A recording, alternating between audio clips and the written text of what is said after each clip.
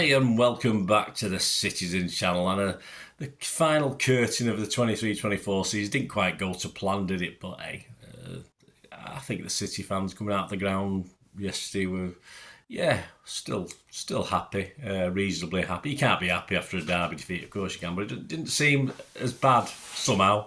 Of course, you sort of reflect on things when you have a bit of time on your own, and it feels a bit painful at times. But hey, it's, if you're not good enough, it's as simple as that. If we'd battered them, and obviously should have, stupid decision. But at the end of the day, it's just poor defensively from City, and United took the chances, and we weren't just good enough to get back into it, unfortunately. But hey, that's how football goes, isn't it? One week you're heroes, the next week you're villains, aren't you? I think social media. I've blocked most of the people who are idiots anyway, so I don't see a lot of negativity, but I know it's out there. Yeah, City 1, United 2 in the FA Cup final for the 25th of May 2024. So check out my player ratings show, guys. Let me know your thoughts on that. We'll have a look at the Pepsi 11. 3 changes to West Ham, and I got a pathetic 7. I definitely thought I was going to get 9, but I don't know what Pep was playing at. I'm sorry, I'll blame Pep, not myself. Stones, Aki, Kovacic all came into the starting 11 from the side, which beat West Ham.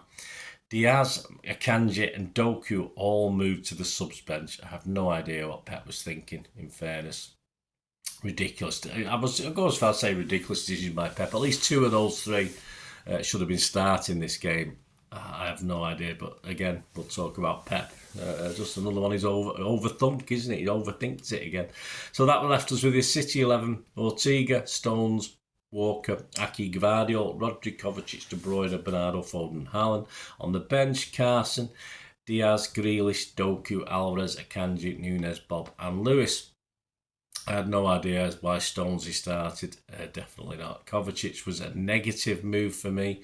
Doku should have started.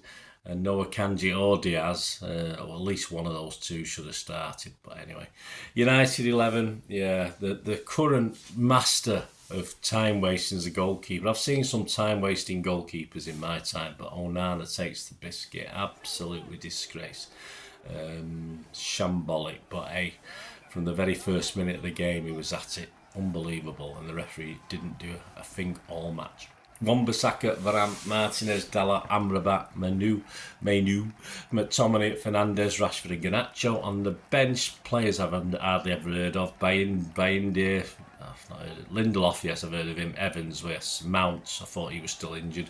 Hodgland, well, he's the new Haaland, but probably doesn't score, Obviously didn't do anything like Haaland didn't do yesterday. Ericsson, Diallo, Cambuala and Anthony. So a fairly good bend. I think they've only Luke Shaw missing from, if you like, their best squad, in theory. Story of the game, chapter 1, oh, get up Lummox. Yeah, I mean, obviously it was up the other end from where I was, but he went down in a heap on the edge of the 6-yard box. Looked like a bit of a shove. Obviously, I've seen replays of it. I'm not wholly convinced. The people that matter didn't think so, of course. Personally, I thought he went looking for it. I thought if he stands up and he's strong, he's got a chance. But if you're going to fall over at the slightest even nudge, he's going to miss it. I mean, a minute into a cup final, it takes a brave referee to give something like that. And Madley is the referee, and Oliver on VAR can never be called brave. So we're not getting that in a million years. So Haaland, just stand your ground, mate. A bit annoying. Chapter 2, first shot in anger. Yeah, a little settler for Ortega, although it didn't really work out, that did it? 9 minutes of Garnacho, sort of free on our left hand side, his right, United's right, and yeah, he had a chance to take a shot straight at Steph, unfortunately, so we were all right. Chapter 3, bloody awful defending. Yeah, there's not a lot happened then. So 30 minutes in, you could just see City weren't at it, as sometimes we aren't at Wembley. We lacked any fizz at all, or any, they worked hard and we weren't. Garnacho took advantage of the cock-up, of course. Gvardiol, Ortega, error. And obviously had a simple task of putting it into an empty net. I think Gvardiol actually nudged the attacker out of the way and had time to do something rather than just head it back towards goal. He could have probably chested it and took it to the right or something. As Mr. Cool Head Gvardiol obviously wasn't very cool at this point. Of course, by the time he headed it back, Ortega was virtually up his arse. So a simple goal, awful goal to concede. Pretty awful defending. And that was followed by chapter 4, which is also bloody awful defending. Not quite as bad, a bit more creativity from United, but still a lot of weak getting back. No determination on City players to get back. I mean, Walker particularly, although Stonesy was absolutely, had no idea what was going on around him. Awful. 39 minutes, it's 2-0 for United. It's a long way back for City, playing as we were. Mainu gets to the end of a pass from Fernandes to tuck the ball nicely past Ortega, but I think it was sort of 3-on-3, but obviously positioning of the City defence was shocking. It was all far too easy.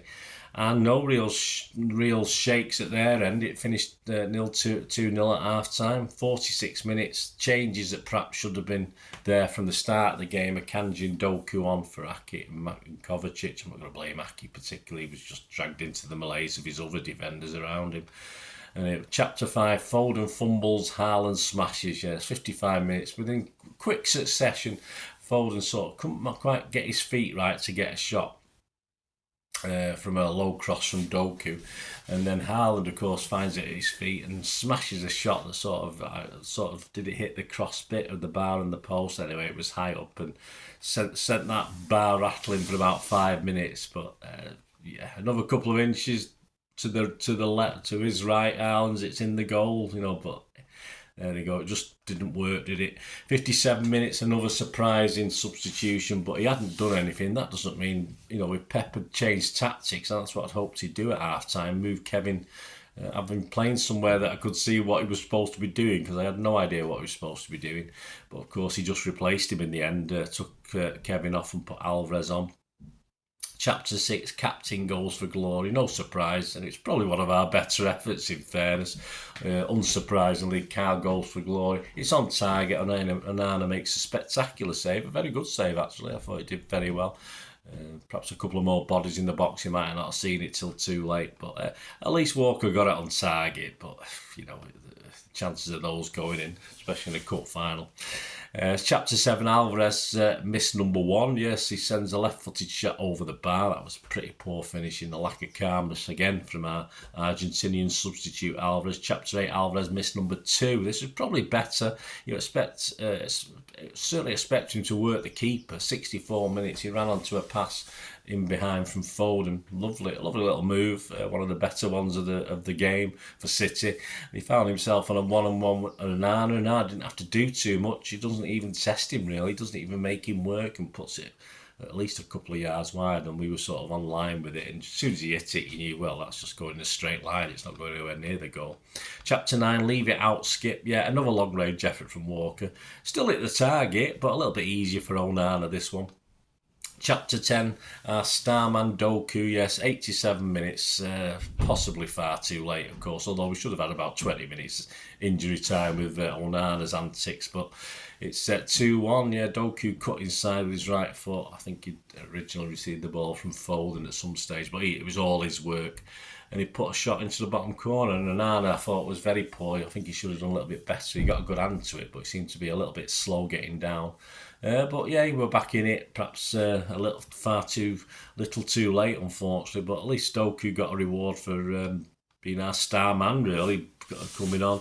We had 7 minutes injury time. As I said, it could have easily been double figures, but one of those games where you probably say, well, we'll carry on playing all night, we're not going to score, and I think 7 minutes was it. Every time Onana took a goal kick, I think he wasted 7 minutes. So I don't know where they got that from, but we're not going to quibble over that. We lost this in the first half. Simple. Match stats: shots 19 for City, 4 on target, 11 for them, 5 on target. We had 74% of the possession, 664 passes against their 248. Our pass accuracy is 90%, which is okay, but not great. Theirs was just 76%. 7 fouls by us, 11 by them. 1 yellow for us, 2 for them. I don't know who got the yellow card, guys. I missed that somewhere along the line. Offsides, 1 for us, 3 for them. Corners, 7 for us, 1 for them. We never really looked like scoring from a corner, did we? XG philosophy. The half-time ones up there, that was absolutely pathetic from City. Of course it was. Shambolic.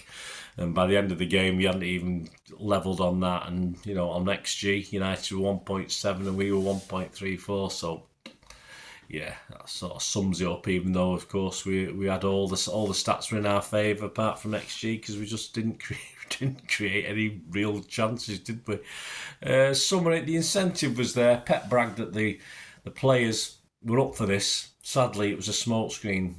What we saw on the pitch, they probably weren't. United were more up for it, but certainly we were poor. United did a half decent attempt at playing a football match, which is what they're quite capable of. Pep he's admitted after he's defended his players, he said his tactics were wrong. But in this case, it's quite right, his tactics were wrong. But why? We're playing United. I don't think United played any big surprises in their tactics yesterday. So why did Pep get things so wrong? I don't know. I mean, I know we're not supposed to question Pep, are we? But we have to. We have to. Why? Well, when you start Stones and who's not featured for a month, is it? Or in key games, and you don't either play a Kanji or Diaz. I mean, Diaz wears his heart on his sleeve. He would have put his body on the line today. I didn't see that from our defenders. And the Kanji, apart from a couple of hiccups, and that hiccup, of course, against Spurs, has been a mainstay. Why do things like this, Pep? Overthinking, and that's all it can be again. He got his suit on. Perhaps his tie knot was too tight or something. I'm not too sure. Just overthinking again. It's simple as that. And again, there's another big games we failed in. Yeah, as I said, tactics are wrong, but I think the players collectively were poor as well. I mean, you just need one or two of your big players to do something a little bit special, and no one seemed able to do that. And we only have seemed able to get into the game when Doku came on the pitch. And as I said, he should have been on from the start anyway to cause United problems. If United had gone to at least double team him, and as I said, there was 3 or 4 on him at times. Imagine, at the start of the game, all right, they probably might have gone, but they probably would. But how much room does that leave for your other players? Just poor tactics. And apart from Doku and a couple of the others, just poor from the City players as well. No one stepped up at all.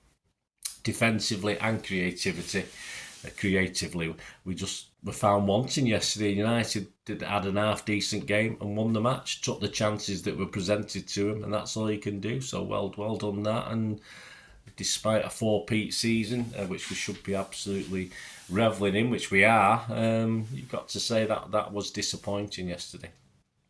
So there you go, guys. That's my thoughts. Let us know your thoughts. We can probably waffle on forever. We still have to be positive. We've got the parade today as I'm recording this. I won't be going, guys. I've seen them lift the trophy. I'm too old to be stood for an hour and a half, 2 hours just to see a bus go past with the guys on it, because I wouldn't go and stay for the thing anyway. So, but I think reading between the lines, looking at social media, I think quite a few will be there. I think a lot of people are going up. The weather stays okay for everyone. Just stay safe, sing loud and proud as we were doing after the match yesterday, and even during the match. I thought the City fans were very good. We're usually pretty good, pretty useless at Wembley, but we're usually pretty good against United. And I thought, apart from their calling us dirty cheats and stuff, I think that's the only thing they sung virtually all game, or what I heard. I didn't really hear them that much. And even in the second half, 2-0 down, I thought the City fans were trying to get behind the team and push us to something, but it didn't quite work. So well done, City fans. I thought the City fans were pretty good yesterday. Right, lots of vlogs over the summer, of course. I will continue my look at the history of Manchester City since 1880. There might be the odd 70s one thrown in, but of course there will be a look back at this season. Yes, the lows, the highs and the lows again of this season. And it's recorded literally as it happens, so you can see my thoughts and comments as the thing goes through, and probably likewise the thoughts and comments of most of you out there as well. So have a look at that, guys. There'll be lots of releases over the summer, of course, quite a few of those to come, at least 2 parts for some months, 3 parts for some months of the year. So it starts back in July 2023, of course. So have a watch out for that, guys. Enjoy doing it, and some good stuff in it, even if I say so myself. So have a watch out for that. Of course, there'll be lots of other history stuff as well, and stuff to finish off the season, programme watches, and of course that very important Premier League Player of the Year award, which will be at least a 2-parter with the ratings and thoughts on who's done it and who hasn't this season. So please check that out as well. And there'll be a Pepsi 11, of course, not Pops 11, Pepsi 11 for City against Celtic. But you'll have to wait till July the end of July for that one. So there'll be plenty of stuff in the meantime, guys. So and keep supporting the channel if you can. If you do want to support the channel in any way, financially even, I'm welcome. Sponsors are always very, very welcome, as a business or as an individual, and we'll see what I can do for you and you can do for me. That'd be absolutely fantastic. You know, I might give us a chance to spend a bit more time doing other things as well to improve the channel, if you like. So you can contact me on various social media. I'm at the same address on TikTok and X, so you can get me at Bernard_Deneen. Get me on Facebook at Bernard_Deneen, or just message me through YouTube. Tell us what you're thinking of, and let's see if we can work together and do something going forward. That'd be absolutely fantastic. Please, if you are new to the channel, you're stuck with me, make sure you press that subscribe button. Spread the word, guys. As I say, I'm the only channel who keeps going all summer for City fans. So I'd love your support, and I hope you enjoy what I try and do. Give us a like, guys. Anyway, there you go. End of a good season. Could have been better, but hey, it's the same, isn't it? 3 trophies can't be bad, can it? All right, I'm being churlish, because as far as I'm concerned, we won 1 big trophy, made history in that. Missed the chance to make history in something else, but hey, we'll see what next season has in store, won't we, with our wonderful, fantastic football team, manager and players. I love them all, even if I give you only 5 out of 10 today. I still love you all. Brilliant stuff. Thanks for a great season. I'll see you hopefully very, very, very soon with something else. Thanks for watching, guys. Until we meet again. You know, that's one thing, don't I? Please stay safe, Blues. Come on, City. Thanks for watching. Bye for now.